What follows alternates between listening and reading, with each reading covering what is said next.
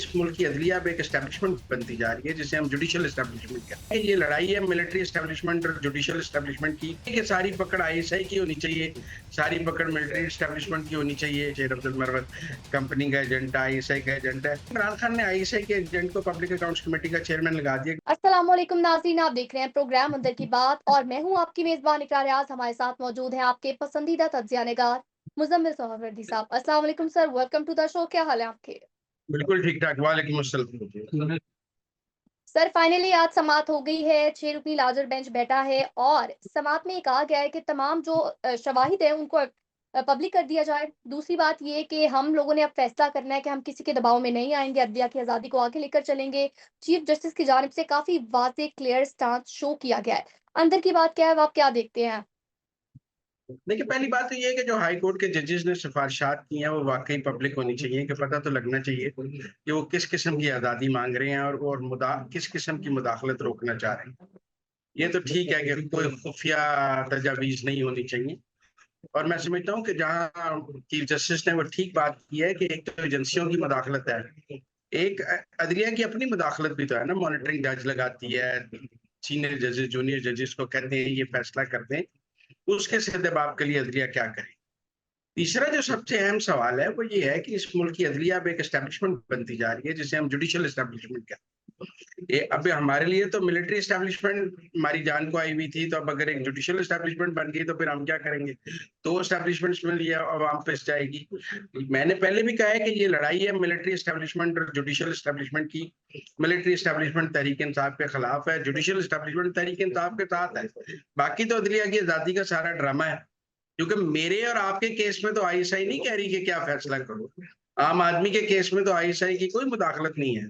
मुदाखलत तो है तो 9 मई के मुल्जमान के केसेस की मुदाखलत है। मुदाखलत होगी तो इमरान खान के 190 मिलियन पाउंड की सजा में मुदाखलत होगी, या तोशा खाना की घड़ियों की सजाओं में मुदाखलत होगी।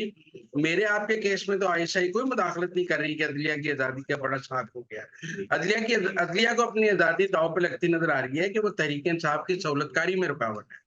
तो मैं समझता हूँ ठीक है, हाईकोर्ट के जजेस क्या आजादी मांग रहे हैं वो पता लगना चाहिए, और जो अदलिया के अपने अंदर अगर एक सियासी जमात की सहूलतकारी की जाए और रात को 11-11 बजे खोल के अदालतें किसी मखसूस सियासी जमात को जमानतें दी जाएं, तो उसकी भी कोई पकड़ होनी चाहिए कि सारी पकड़ आईएसआई की होनी चाहिए, सारी पकड़ मिलिट्री एस्टेब्लिशमेंट की होनी चाहिए। और आप रात 11 बजे अदालत खोल के किसी को जमानत दे दें, किसी को जजेस गेट से मर्सिडीज में बुला के जमानत दे दें, उसकी कोई पकड़ नहीं होनी। मेरे ख्याल में दोनों बराबर जुर्म है। जब कोई जज जो है वो किसी को यकसा निजाम इंसाफ की बजाय खसूसी इंसाफ देता है, वो भी उतना ही बड़ा जुर्म है जितना आईएसआई की मुदाखलत जुर्म है। तो बराबर सजा होनी चाहिए। जिन जजेस ने खसूसी इंसाफ किया है उनके साथ भी वही सलूक कर लें जो आईएसआई के साथ करना चाहते हैं। सर यहाँ पर एक सवाल आपसे पूछना चाहूंगी कि अब जैसा कि केस आगे बढ़ रहा है और कहा जा रहा है कि शवाहिद जो है वो पब्लिक किए जाएं, तो आपको क्या लगता है ये केस अब कितनी देर तक चलेगा या बहुत जल्द खत्म हो जाएगा?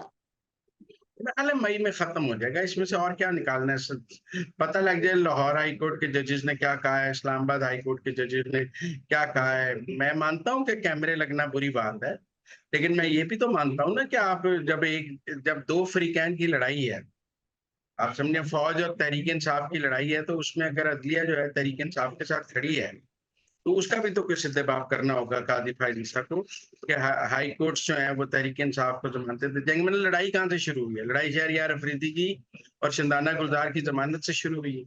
फौज का ख्याल है कि शहरियार अफरीदी का वीडियो क्लिप है कि आए जीएचक्यू पे हमला करें, उसकी जमानत नहीं होनी चाहिए थी।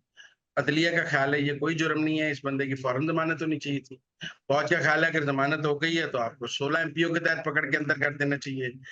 जज का ख्याल है अगर मेरी जमानत के बाद 16 एमपीओ लगाया है तो डीसी को अंदर कर देना चाहिए। इससे ज्यादा तो कोई लड़ाई नहीं है। लड़ाई तो मैं फिर कह रहा हूँ शंदाना गुलजार, शहरियार अफरीदी, इमरान खान, मुराद सईदी, इनकी लड़ाई है, मेरी आपकी तो कोई लड़ाई नहीं है। जी, बिल्कुल ठीक हो गया सर। आगे बढ़ेंगे और कुछ बात करेंगे। काफ़ी दिनों से गुमगू का एक सूरत-ए-हाल पैदा हुई थी कि कौन बनेगा चेयरमैन पीएसी। अब नाम फाइनल हो चुका है। पब्लिक अकाउंट कमेटी के लिए शेर अफ़ज़ल मरवत का नाम फाइनल किया गया है। आप इसमें किसकी शिकस्त और किसकी हार देख रहे हैं? मेरे ख्याल है बैरिस्टर गौहर हार गए, जो नहीं चाहते थे कि शेर अफजल मरवत बने। रऊफ हसन हार गए जो नहीं चाहते थे शेर अफजल बने, उमर यूब हार गए जो नहीं चाहते थे शेर अफजल मरवत बने, किसी हद तक आप कह सकते हैं कि आदिल राजा हार गए जो नहीं चाहते थे शेर अफजल मरवत बने और रोज कहते थे कि शेर अफजल मरवत कंपनी का एजेंट है, आईएसआई का एजेंट है। फिर आप कह लें कि इमरान खान ने आईएसआई के एजेंट को पब्लिक अकाउंट्स कमेटी का चेयरमैन लगा दिया, क्योंकि ये सब तो शेर अफजल मरवत के बारे में यही कहते हैं। और वो भी कहता है कि हमारा साझेदारों से राब्ता है, हमारा एस्टेब्लिशमेंट से राब्ता है।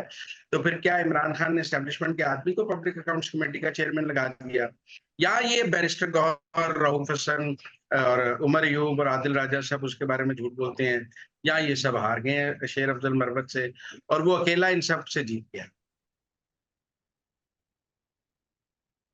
ठीक हो गया। तो sir what do you think, आपका अपना स्टांस क्या है? मेरा ख्याल है लड़ाई चलती रहेगी। अब ये कहेंगे कि शेर अफजल मरवत जो है वो एस्टेब्लिशमेंट से मिला हुआ है, वो हुकूमत पर सख्ती नहीं कर रहा, वो पब्लिक अकाउंट्स कमेटी सही नहीं चला रहा। आपको मिलेंगे आदिल राजा के ट्वीट्स के कंपनी का एजेंट जो है वो कंपनी की मर्जी से पब्लिक अकाउंट्स कमेटी चला रहा है। रोज अमर यूब कहेगा कि ये गलत चल रहा है, बैरिस्टर गौहर कहेगा कि शेर अफजल मरवत ठीक काम नहीं कर रहा। तो ये एक लड़ाई मुसलसल रहेगी, उसके बनने के बाद उसको हटाने के लिए, फिर उसको हटाने से लेकर उसको बनाने के लिए। तो जब तक इमरान खान साहब बाहर अंदर हैं, वो चाहते हैं कि तहरीक इंसाफ के अंदर डिवाइड एंड रूल रहे। जब तक तहरीक इंसाफ के बाहर लोग आपस में लड़ते रहेंगे, तब तक इमरान खान की जो क़यादत है वो गैर मुतनाज़ रहेगी। बाहर कोई ऐसा लीडर ही नहीं होगा जो उनकी जगह ले सकता हो। तो शेर अफजल मरवत का फैसला भी ये जाहिर करता है कि वो अभी बाहर लड़ाई को कायम रखना चाहते हैं। कोई बाहर की लड़ाई खत्म करने में इमरान खान की कोई दिलचस्पी नहीं। ठीक हो गया सर, आगे बढ़ेंगे। एक और अहम केस, गैर शरई इद्दत निकाह केस जो है, ख़ावर मानिका अब दीदा हो गई मीडिया के सामने। उनकी जानिब से कहा गया कि मैं 4 साल से चुप रहा हूँ, लेकिन अब मैं बोला हूँ तो मैं इस केस को आखिर तक लेकर जाऊंगा। और एक तरफ से उनकी जानिब से इल्जाम आयद किया गया कि जज जो हैं वो बिक चुके हैं, वो दूसरी पार्टी के हक में फैसला देंगे। देखिए, मैं ख़ावर मानिका को कोई खास मजलूम आदमी नहीं समझता। पहली बात तो ये है कि अगर उनकी बेगम ने उनको छोड़ने का फैसला किया, तो ख़ावर मानिका को उस पर एतराज़ करने का क्या हक? अगर उसको इमरान खान ज़्यादा हैंडसम लगा और ख़ावर मानिका हैंडसम नहीं लगा और वो छोड़ना चाहती थी, तो ये क्या प्रॉब्लम वाली बात? हर औरत को अपनी मर्जी के खामन के साथ ज़िंदगी जीने का हक है। अब हम बुशरा बीबी से ये हक छीन तो नहीं सकते कि वो अगर अपनी मर्जी के खामन रखना चाहती हैं, तो उनकी ज़िंदगी में ख़ावर मानिका ही होना चाहिए। उनको नहीं हक है कि वो इमरान खान की बीवी बने। तनाज़ा सिर्फ़ इद्दत का है। एक उनकी तलाक और नई शादी के दरमियान का जो फासला है, वो कानून के मुताबिक है, शरीयत के मुताबिक है या नहीं है। अब पाकिस्तान में मर्द और औरत की शादी के हवाले से कवानीन बनाए गए हैं। बहुत सारी दुनिया में इस हवाले से कवानीन मौजूद नहीं है। आप इकट्ठे रहें बगैर शादी के तो भी कोई मसला नहीं, शादी के साथ रहें तो भी कोई मसला नहीं। दुनिया के ममालिक में इस हवाले से आज़ादी है, लेकिन पाकिस्तान में आज़ादी नहीं है। तो ये एक हमारे यहाँ शादी करने का भी एक कानून मौजूद है, तलाक देने का भी एक कानून मौजूद है। ना आप ज़बानी शादी कर सकते हैं, ना ज़बानी तलाक दे सकते हैं। दोनों चीज़ों के लिए कवानीन मौजूद हैं। जो लोग कहते हैं ये ज़ाती मसला है, उनको चाहिए कि वो ये सारे कवानीन ख़त्म कर दें और आज़ादी दे दें मर्द और औरत को कि वो अपनी मर्ज़ी से जैसे चाहे रह सकें, और इस हवाले से कोई कानून और कोई कुछ नहीं होना चाहिए। जैसे कि दुनिया के बहुत सारे ममालिक में है, मग़रिब में, इधर-उधर, जिन्हें हम कहते हैं कि वहाँ बेर-अरबी है, लेकिन वहाँ मर्द और औरत को आज़ादी है, वो जैसे मर्ज़ी रहे। वे इस लिहाज से तो इमरान खान और बुशरा बीबी को ये आज़ादी होनी चाहिए कि वो इद्दत के दौरान निकाह करें या इद्दत के बाद निकाह करें। लेकिन अगर पाकिस्तान का कानून देखूं, मुझे ख़ावर मानिका से कोई दिलचस्पी नहीं है। उसका कोई केस नहीं है। केस तो है कि क्या इद्दत हुई या नहीं हुई, और ये एक लॉ पॉइंट है जिसका कानून के मुताबिक फैसला होना चाहिए। ख़ावर मानिका को शुक्र अदा करना चाहिए कि उनकी बुशरा बीबी से जान छूट गई, उन्होंने नई शादी कर ली। उनको रोने की क्या ज़रूरत है? उन्होंने तो उससे जवान लड़की से शादी कर ली, बुशरा बीबी से।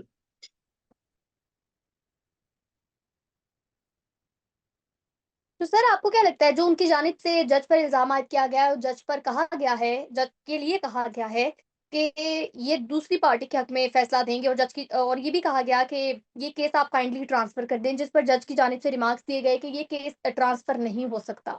आप जिस भी जज के पास जाएँगे, अगर वो फैसला कोई और देगा, तो आप क्या कहेंगे कि केस के जज बिका हुआ है?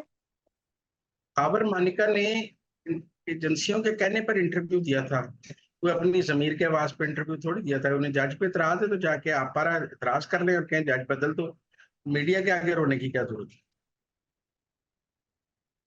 मीडिया के आगे रोने की क्या ज़रूरत थी। तो नाज़रीन, ये थी आज की अंदर की बातें। हमें दीजिए इजाज़त। अल्लाह ने के बाद।